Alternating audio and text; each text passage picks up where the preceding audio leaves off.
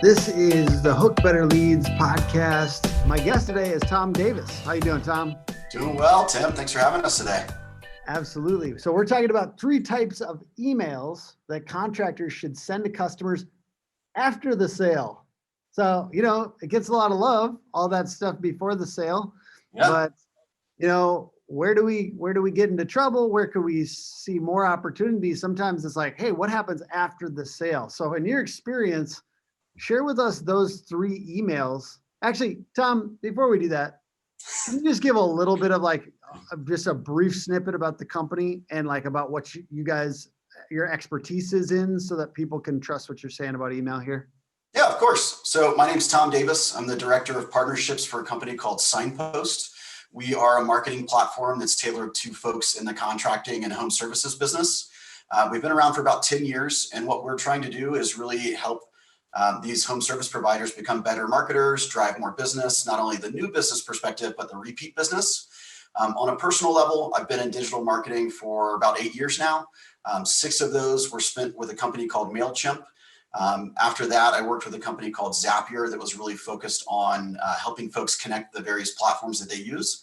And then recently this year, I joined Signpost to really help with their partnership initiatives, and then really try to help the underdog and the little guy compete with some of these national brands that are huge. So we're really trying to champion the little guy.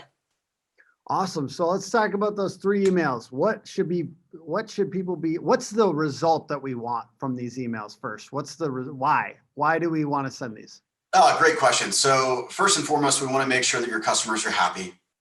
Once we know that they are happy, we want to help drive repeat business with those existing clients. And then as well, we want to make sure that we are leveraging our existing user base, or our existing customer base, to ensure that they are providing potentially word of mouth referrals, or if they have friends and family that need help, that you are top of mind to be the expert that can provide the help that they might need. Awesome. I love it. So let's get into these 3 emails. What should we be sending? What should we be sending, Tom? All right. So Tim, you mentioned at the beginning of the podcast that we're looking to talk about an email series that happens after the sale, right? So you've already got the lead, you've closed the deal, you've done the work. And so what are we going to do next? First and foremost, you need to be asking for a review. We know that kind of the old school generation, my father included as a landscape business owner, was always word of mouth. But we know that the landscape is changing in terms of the age of homeowners and how they're also finding and looking for contractors. And what we're seeing is that as more and more millennials are buying their first homes, they're maybe not necessarily going directly to their neighbors to ask them for, a roofing contractor or a plumber, or a landscaper, unless you're like me and you ask your neighbor who blew out their sprinklers. So what they're doing is they're going online, right? They're searching for folks in the area that can provide the service. We know they're doing it on Google. It's the most popular search platform that's out there. And we want to make sure that if they are doing business with you, that they are being vocal on those platforms, so that as other new homeowners are going to find service providers in their areas, that they're able to find you because you're getting to the top of those local search results. I want to take a moment there and kind of take a step back. These huge national organizations have potentially $1 million marketing budgets, right? Budgets that might be bigger than a small contractor makes in an entire year. And it's really difficult to compete with somebody that has that. However, if you've got a really loyal base and you're really doing great work and asking them to leave a review, this can actually help you get to the top of those search results in a way that others might not be able to do because they don't have that budget. I just want to throw something out here. I believe in that strategy so much. I think contractors and a lot of these companies, we all have these grand visions, but honestly, we can win more when we play small ball, because these giant companies can't play small ball at scale, but you can be on the top of maps. You can do lists for your local area. You can build a brand in your local area that's clickable, that excites people, that makes people want to get in and talk to you. So playing small ball, that's the thing I talk about a lot. And I think contractors should do that more. Exactly, Tim. I mean, at the end of the day, right, a lot of people pay for that top slot. But if you're doing great work, your customers are vocal about the work you're doing, and they're giving you great reviews, you're naturally going to get to the top of that local search result in that Google map that you mentioned. And that's something that you just can't pay for, right? Some folks will run ads to try to get to the top. But if you're doing good work, you stand by your word and you're treating people fairly, odds are they're going to leave you a great review, and that's going to help you get to the top. And the reason why that's so important is not only as you as a small business, your word is your bond, you are your company. What we found is that when people are searching for somebody locally, you don't ever search like mediocre roofer in my area, right? You say best roofer, right? Best plumber, whatever it may be. And when people start searching with the term best, it will automatically cut out anybody with less than a 4-star average review. So it is imperative that you are asking your clients, whether you just work with them or you worked with them a couple of months ago, reach out, touch base with them, right? See how the roof is doing. Is the hot water still super hot because you replaced the hot water heater? Touching base with them and getting them to leave that review will help you get to the top there. So when people do search for the best in the area, you're more likely to get to that listing that's provided. Awesome. All right. What's number 2? What's the next? All right. Next Number email? 2 for me really is my personal favorite. And this is something like a seasonal topical email. So we're in the middle of the holidays now. We know that Black Friday, Cyber Monday just happened. People are offering a lot of great deals on consumables.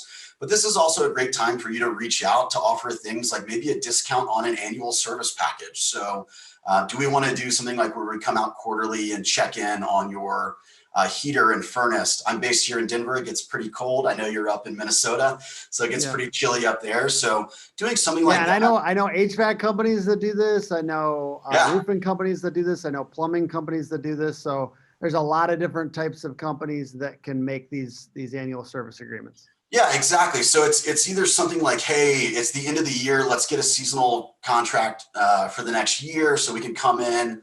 And maybe that's something like free inspections before the work's done.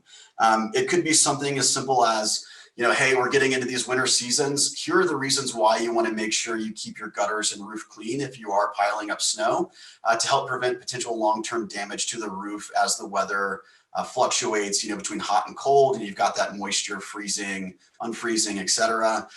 It's also a great way too, like if you're top of mind in the spring. As I mentioned earlier, I asked my neighbor for his landscaper's information so I could blow out my sprinkler system. However, this guy has an opportunity to reach back out to me in February and March and say, hey, spring is around the corner. Let's go ahead and get you on the calendar to get your sprinkler system back up. It's a way for you to go ahead and get that business pre-booked. It's also an opportunity for you to provide those tips as the local expert, such as those maintenance pieces, right? So whether they be for the— I have a question for you real quick, if you don't mind me butting in here. Yeah, of course. I've actually, a lot of my stuff ends up being in kind of one of these more generic, simplified email thing. I use MailChimp. I'm not trying to say anything negative about them, but this idea of either like seasonal, right? Seasonal or based on time, like 6 months since the original service. So do you do this based on, like in this particular situation, this one is based on seasonal, the other one is based on like 1-2 months since the service was provided, or what? When do you send the first one? When do you send the second one?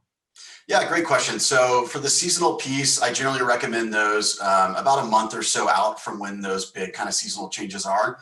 Again, making sure that you're getting folks in your book of business ready to roll. So as that need arises, you've already got a healthy piece. Your clients don't have to worry about them scrambling to get on your schedule. So then that way you're booking that business out. And again, it's giving you an opportunity to show that you are the subject matter expert and that you're not just trying to hawk sales to them, but say, look, we think that you want to go ahead and get on the radar. Let's do these kind of preventative maintenance pieces. And if it's something you think you can handle yourself, maybe here's a checklist of things that you can run through. So you're not only potentially generating business for yourself, but you're coming across again as that subject matter expert. So then if my friend asks me, hey, who did your plumbing? I can say, great, I work with, Max so-and-so. He came and installed it. And he also kind of gave me some great pro tips in terms of how to maintain it throughout the year. So I don't have to keep calling him back, right? So it's not just that he's trying to do the transactional business piece, but he's actually making sure that I'm educated so I can maintain the stuff that they're installing. In terms of the second question there, yes, those are date-based follow-ups. So something like that is great for folks that are doing, say for instance, new gutters, right? So I got new gutters installed. Maybe we check in 3 months, make sure everything's going okay, they're not clogged. It could be something like you mentioned as well, if you are getting a new furnace for HVAC, follow up in a couple of months, touch base, see how things are going, include a very clear call to action to say, hey, we wanted to check in, see how things are going. If you have any questions or comments, here's our number, give us a shout. Let's keep it simple. Let's not overload them. And then that way the homeowner doesn't feel like they're reading a novel with language and information they might not understand, and they can just very easily reach out directly from the email to you. Any tips for length? So, you said not a novel, but what does that mean to you? Yeah. So on my own feeling that I have actually a side little outdoor chair business. I like to keep it short and sweet. So a very simple entry, kind of couple sentences, maybe a short paragraph, a couple clear bullet points, and then whatever that call to action is. So I don't want to overwhelm somebody, but let's be honest, most folks are answering all of their emails on their phone these days. So we want to make sure that it's very visible on the mobile device, and they can just simply click to call to reach out to your group. So, and I like personally, I like emails like 150, 200 words. I like less is more, man. Less is more. I like an image and a call to action button. I think I like both of those things. Yeah. And then basically just this idea of like, we want to make it really focused on their problems at hand, not about us as a company. Yeah, exactly. And again, I think it goes back when we think of small businesses, right? I mentioned earlier in the podcast, I grew up in a landscaping family. You are the subject matter expert and you are the business, right? Be authentic with them. If you're not too talkative, keep it short and sweet. If you are very extroverted and really talkative, maybe you go a little longer, but I think that the good rule of thumb is short, sweet, simple with a very clear call to action. That's good. I like it. It's all about the headline too in the emails, right? Exactly. Making sure it's a grab your attention headline. If you spend as long as you do on the headline as you did on the rest of the email, that might be smart. Yeah, and one of the things too that we recommend for folks as well is try to leverage personalization when you're able to. So if you've got obviously you've got your customers' information, don't send generic, dear customers. Try to use the placeholders in your marketing programs to pull that information in. So it's, hey, Tim, we were out there 6 months ago. Hey, Tom, we replaced this 3 months ago. It's a little bit more personalized. It helps with the open rates, the click-through rates. And frankly, you just kind of feel like an actual customer versus a recipient of a generic email. That's good. And I think it's also kind of speaks down into, I think sometimes people go too formatted with their emails. Like you can do a lot with just text. Yeah, and you can make it feel like a personal note to somebody. Yep. So the personalization goes into like, I think some people are spending too long trying to design these emails so they look like your website. There's more to life than being ridiculously good looking, right? Yeah, I don't know. Zoolander was onto something there, man. But that's, what we say is like, don't try to over design it. Don't go for this notion of what people call like pixel perfection, where it looks perfect in the inbox on every single inbox, because Yahoo's going to generate an email a little bit differently than Gmail will. We all know Outlook wants to do what it wants to do when it tries to render an email. So just get something that's going to look good across all platforms and is representative of your brand. And Tim, exactly like you mentioned a moment ago, sometimes you don't have to reinvent the wheel, and just a simple text email can do a lot for you. I love just text emails. I prefer that too. And it's also like copy matters. Learning how to write in a way that grabs people's attention and is clear is really useful, no matter what kind of business you're in. Do we have one more?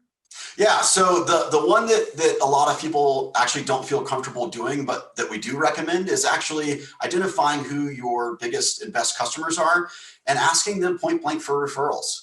So if you do keep good records and you can kind of segment your list to target those customers that are maybe repeat customers or who have left you great reviews online, reach out to them, right? Not only thank them for what they're doing because they're taking time out of their day to spread goodwill for your business and leave a great review, but reach out and say, hey, look, would you be a referral for us, whether that's for new potential clients, or would you refer any friends and family that you think might benefit from our services?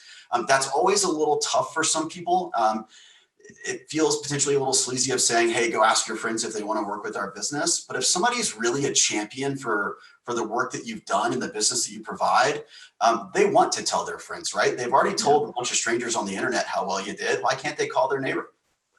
I love that. And yes, you want to make sure, they call it the NPS scale, net Yeah. promoter scale, or what score, net promoter score. But the point is like, it has to be high on that level, right? They are Yep. that type of person. Mhm. If you categorize them in that type of person, and basically what it comes down to is like, I like getting in and just saying like, it should feel like a personal note. Could you connect us with one Yep. of your neighbors or one of the people? Somebody, would you promote us or talk to, maybe even ask for an introduction email? That's Like what I like to do, especially if you're sending that basic text email that doesn't look super kind of mass Cindy and it seems very personal. Why not say, hey, do you mind replying to this and introducing us to somebody that that might be in the market for it? I'm all about it. Exactly. That's it. Yeah, and that's all it is. It's a simple one, right? Everybody's got a friend who needs some help around the house. So it doesn't hurt to take an extra couple minutes to ask for that. If it works out, great. And you could offer things like, the referral email in combination with like a new customer incentive, right? So, hey, if you refer us a friend, we're going to give them X dollars off or a free inspection, or we'll give you X dollars off of your repeat business when you come back. So it's an opportunity to not only grow your business, but then reward those loyal customers for being that evangelist for you out in the community. That's amazing. And I mean, really, that could be the most lucrative email list that you make to date. If you just spend time segmenting out, people that are likely to be referral partners and really do that. Maybe like, I think every quarter is not a bad idea. If it's a rhythmic thing. Yeah. Would you be open to connecting us to one person? And, some of the people that listen to this might be in B2B, situations, that's such a big deal. If you can curate that list of referral partner type people, if you're, doing subcontracting or whatever you're doing, there's a lot of opportunity to talk to other businesses about this too, that are more likely to understand your situation and want to refer your business. Yeah. And, I want to call out something you just said a moment ago. You mentioned, maybe send quarterly or every couple of months. I really encourage people that if you are going to start leveraging email marketing for your business, not only to grow it, but making sure that you're retaining those existing clients, don't go overboard, right? I always like to tell people, take a moment, think about what you're sending and ask yourself, why are you sending it? Yeah. We've all been on those email lists where you get an email every other day from the company, and it ends up being off-putting because it's just too much communication. So when we look at things like these kind of seasonal or topical emails, ask yourself, have I sent recently? Is it important that I send this? And at the end of the day, only send if you've got something to say. Right? Don't just send for the sake of sending. If the weather's changing, there's going to be a cold front, whatever it may be, use that as an opportunity again to educate your clients, right? It's no longer a sales pitch. It's, hey, we've done this work. We want to educate you on what's kind of coming down in the future if there is a weather change that's on the horizon or whatever it may be. And that way, again, you're not just this individual that's trying to sell a service, but you're now a trusted advisor that's trying to do right by the homeowners to ensure that whatever services or products they purchase from you are going to be maintained for the long run. And that way you're doing right by them. Awesome. I love that. And I appreciate you being on the podcast today, Tom. I think that's a lot of value for folks regarding email. And I think email after the sale is a good place to be looking into as far as, increasing that customer lifetime value. Exactly. Yeah.